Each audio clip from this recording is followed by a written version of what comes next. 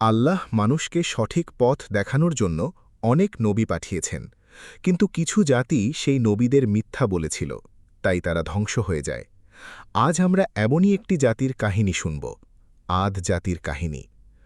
আদ জাতি ইয়েমেন অঞ্চলে বাস করত। তারা খুব লম্বা চওড়া দেহের এবং অসাধারণ শক্তিশালী ছিল। তারা বিশাল বিশাল অট্টালিকা নির্মাণ করেছিল এবং নিজেদের শক্তি নিয়ে খুব অহংকার করত।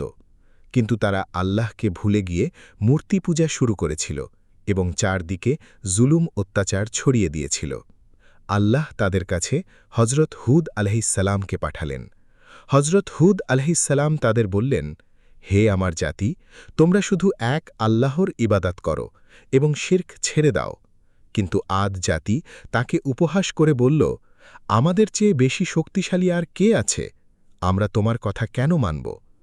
যখন আদ জাতি হজরত হুদ আলহিসাল্লামের অবাধ্যতা চালিয়ে যেতে লাগল, তখন আল্লাহর শাস্তি নেমে এলো।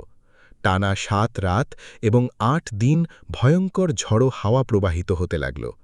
সেই ঝড় আদ জাতিকে সম্পূর্ণ ধ্বংস করে দিল এবং তারা খেজুর গাছের উপড়ে পড়া কাণ্ডের মতো হয়ে গেল।